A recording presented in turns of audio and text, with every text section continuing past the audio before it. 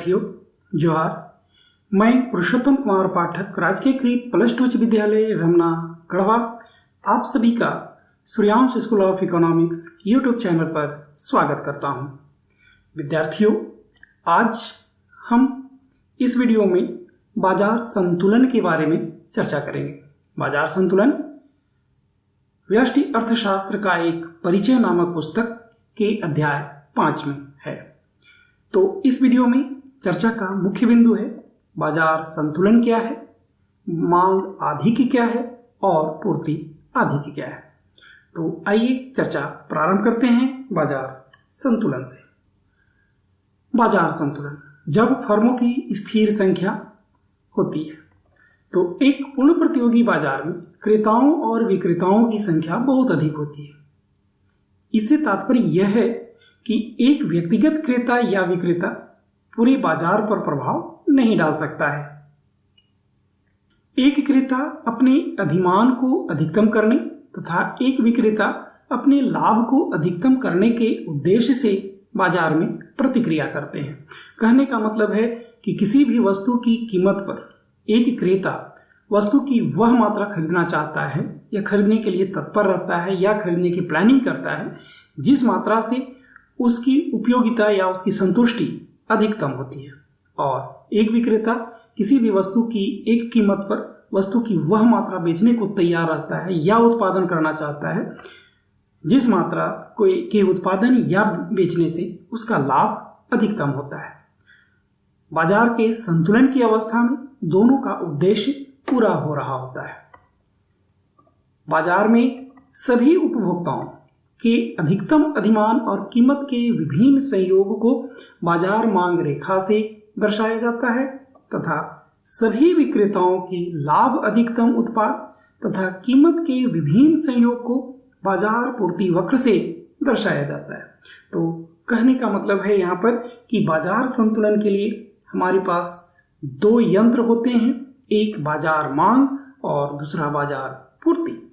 इसलिए बाजार संतुलन की व्याख्या करने से पूर्व हमें बाजार मांग और बाजार पूर्ति को समझ लेना अति आवश्यक है।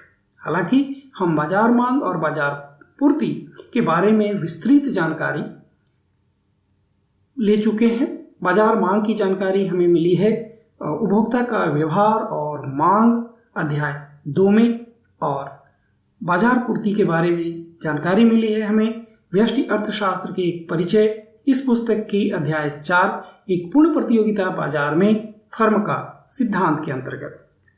पुनः फिर हम यहाँ पर इन दोनों संकल्पनाओं पर एक छोटा सा ब्रशअप कर लेते हैं। बाजार मांग एक विशेष समयावधि तथा वस्तु की विभिन्न कीमतों पर बाजार में समस्त उपभोक्ताओं के द्वारा मांगी गई मात्रा को बाजार मांग कहा जाता है। यह वस्तु की कीमत के साथ अप्रत्यक्ष रूप से संबंधित होती है।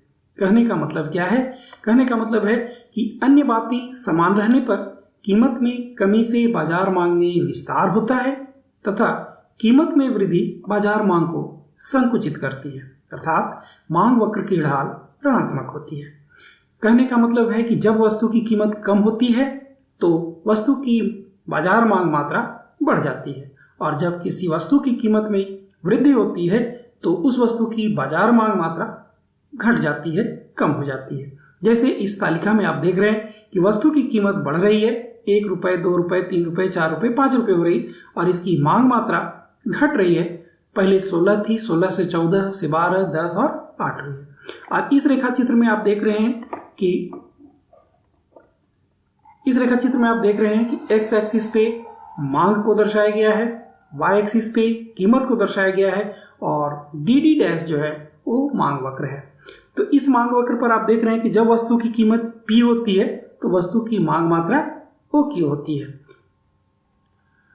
बाजार पूर्ति या मार्केट सप्लाई एक विशेष समयावधि तथा वस्तु की विभिन्न कीमतों पर बाजार में समस्त फर्मों के द्वारा बाजार में बिक्री के लिए प्रस्तुत की गई मात्रा को बाजार पूर्ति कहा जाता है। यह वस्तु की कीमत के साथ प्रत्यक्ष रूप से संबंधित होती है। कहने का मतलब है कि अन्य बातें समान रहने पर कीमत में वृद्धि से बाजार पूर्ति में विस्तार होता है तथा कीमत में कमी बाजार पूर्ति को संकुचित करती है। इसको हम यूं समझें कि जब वस्तु की कीमत में वृद्धि होती है तो उस वस्तु की पूर्ति की मात्रा भी बढ़ जाती है, और जब वस्तु की कीमत में कमी होती है तो उस वस्तु की पूर्ति की मात्रा भी कम हो जाती है। जैसे कि इस बाजार पूर्ति तालिका में आप देख रहे हैं, यहाँ पर आप देख रहे हैं कि वस्तु की कीमत बढ़ रही है और वस्तु की पूर्ति की मात्रा भी बढ़ रही है। इस तालिका में एस डैश पूर्ति वक्र है। एक्स एक्सिस पे पूर्ति की मात्रा और वाई एक्सिस पे कीमत को दर्शाया गया है। आप यहाँ देख रहे हैं कि जब वस्तु की कीमत P होती है तो उस वस्तु की पूर्ति की मात्रा OQ है। आप यहाँ देख रहे हैं कि एस डैश की ढाल धनात्मक है। बाजार संतुलन। बाजार संतुलन उस स्थिति को कहा जाता है जब वस्तु की मांग और पूर्ति दोनों बराबर होती है। बाजार संतुलन की स्थिति में वस्तु की जिस कीमत का निर्धारण होता है उसे साम्य कीमत या इक्विलिब्रियम प्राइस कहा जाता है। दूसरे शब्दों में, जिस कीमत पर वस्तु की मांग वस्तु की पूर्ति के बराबर हो जाती है उसे साम्य कीमत कहा जाता है। तो संकेत में बाजार संतुलन के लिए शर्त है D बराबर S, जहां D मांग तथा S पूर्ति का सूचक है। बाजार संतुलन को एक रेखा चित्र से व्याख्या की जा सकती है। इस रेखा चित्र में आप देख रहे हैं कि एक्स एक्सिस पे मांग और पूर्ति दोनों को दर्शाया गया है और वाई एक्सिस पे कीमत को दर्शाया गया है।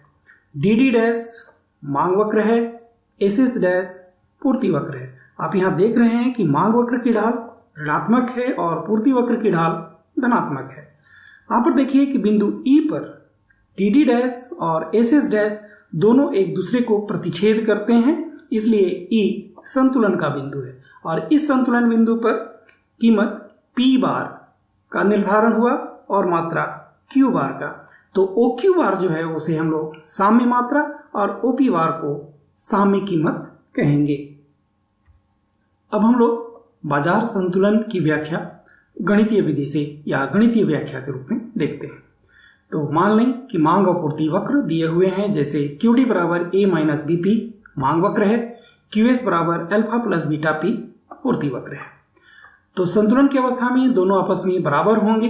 तो संतुलन की अवस्था में अगर हम मान लें कि कीमत और मात्रा का संयोग P स्टार और Q स्टार है, तो संतुलन के लिए QD बराबर QS, तो QD बराबर दिया हुआ है A माइनस BP बराबर QS बराबर दिया हुआ है अल्फा प्लस बीटा P। इसको अरेंज करेंगे, P वाले टर्म को एक जगह पर और कांस्टेंट वाले टर्म को एक जगह पर। तो बीटा P प्लस BP बराबर A minus alpha, P common है तो P कॉमन कीजिए, बीटा प्लस B बराबर A माइनस अल्फा या P बराबर A माइनस अल्फा बटे B प्लस बीटा। इसको हम लोग P स्टार के रूप में भी डिनोट कर सकते हैं। तो P स्टार बराबर A minus alpha divided by B plus beta. तो A जो कीमत है, इस कीमत को हम कहेंगे साम्य कीमत, और इस साम्य कीमत को किसी में भी चाहे मांग वक्र पर रखें या फिर पूर्ति वक्र पर रखें तो आपको साम्य मात्रा मिल जाएगी। तो इस P का मान मांग या पूर्ति वक्र में रखने पर, तो हम मांग वक्र पे रख रहे हैं, तो Q स्टार बराबर A minus B P.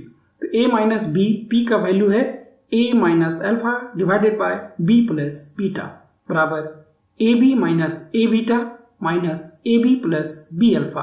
AB और AB कैंसिल, तो AB कैंसिल हो गया तो बच गया हमारे पास B alpha plus A beta divided by B plus B beta. तो ये जो वैल्यू मिला, इस वैल्यू को हम लोग साम्य मात्रा कहते हैं। अब देखिए कि अगर मान लिया जाए कि साम्य कीमत से वस्तु की कीमत कम हो या फिर साम्य कीमत से वस्तु की कीमत अधिक हो तो क्या स्थिति होगी। तो पहली स्थिति है मांग अधिक की, जिसे हम लोग एक्सेस डिमांड की स्थिति कहते हैं। तो वस्तु की जिस कीमत पर वस्तु की मांग उसकी पूर्ति से अधिक होती है तो यह स्थिति मांग अधिक की होती है। तो मांग अधिक की स्थिति में हम लिख सकते हैं D माइनस एस, जहां D मांग है, S पूर्ति है।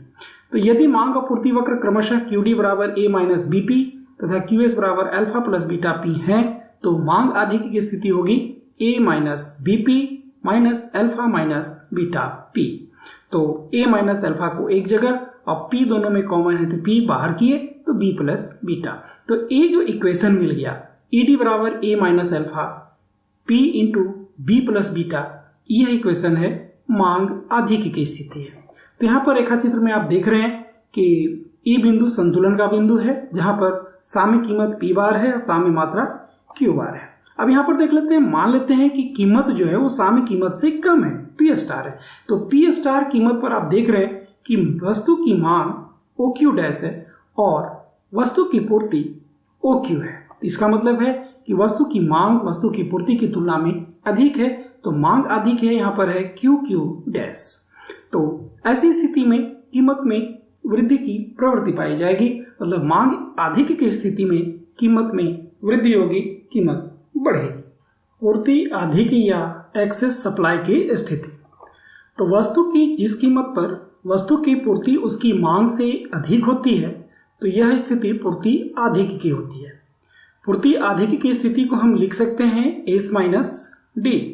यदि मांग और पूर्ति वक्र क्रमशः QD बराबर A माइनस BP तथा QS बराबर अल्फा प्लस बीटा P है तो पूर्ति अधिक की स्थिति को हम लोग लिख सकते हैं alpha plus beta P minus A plus BP। QS में QD को माइनस किया गया है, तो यहाँ पर अरेंज करना है P वाले टर्म को एक साथ, तो P into B plus beta minus A minus alpha. तो ये जो संबंध निकला यह संबंध पूर्ति अधिक की है। तो इस रेखा चित्र में आप देख रहे हैं कि x एक्सिस पे मांग और पूर्ति को दिखाया गया है, y एक्सिस पे कीमत को दिखाया गया है। dd डैश और ss डैश क्रमशः मांग वक्र और पूर्ति वक्र है, दोनों E बिंदु पर एक दूसरे को प्रतिच्छेद करते हैं, इसलिए E बिंदु संतुलन का बिंदु है जहां पर साम्य कीमत P बार है और साम्य मात्रा Q बार है। अब मान लेते हैं कि जो कीमत है वो साम्य कीमत से अधिक है। यहाँ पर आप देख रहे हैं कि P स्टार एक कीमत है जो साम्य कीमत से अधिक है, तो P स्टार कीमत पर वस्तु की पूर्ति OQ डैश है और वस्तु की मांग OQ है। यहाँ आप देख रहे हैं कि P स्टार कीमत पर वस्तु की पूर्ति वस्तु की मांग की तुलना में अधिक है, अतः QQ डैश पूर्ति अधिक की स्थिति है। मतलब यहाँ पर QQ डैश मात्रा जो है वो एक्सेस सप्लाई है। तो एक्सेस सप्लाई की स्थिति में कीमत में कमी आती है, कीमत में कमी होने की प्रवृत्ति होती है जब बाजार में एक्सेस सप्लाई होता है। तो हम ये कह सकते हैं कि बाजार संतुलन में जीरो एक्सेस सप्लाई या फिर जीरो एक्सेस डिमांड की स्थिति होती है। तो अभी आप सीख रहे थे बाजार संतुलन क्या है। बाजार संतुलन की स्थिति में आपने देखा कि जब किसी वस्तु की मांग और पूर्ति आपस में बराबर होती है तो बाजार संतुलन में होता है, और यहाँ पर जिस कीमत का निर्धारण होता है उसे हम लोग बाजार कीमत या फिर साम्य कीमत कहते हैं। उसके बाद आपने देखा कि मांग अधिक की स्थिति कब क्या होती है और पूर्ति अधिक की स्थिति क्या होती है। उम्मीद करता हूं कि आज का ये वीडियो आपको अच्छा लगा होगा। इसके बावजूद अगर कहीं कोई कन्फ्यूजन हो तो आप अपने कन्फ्यूजन को इस वीडियो के कमेंट बॉक्स में अवश्य कमेंट करें। आपके कन्फ्यूजन को दूर करने का प्रयास किया जाएगा। आप देखते रहिए आपका अपना YouTube channel Suryansh school of economics, और अपने दोस्त पुरुषोत्तम कुमार पाठक को इजाज़त दीजिए। आप सभी का धन्यवाद। नमस्कार।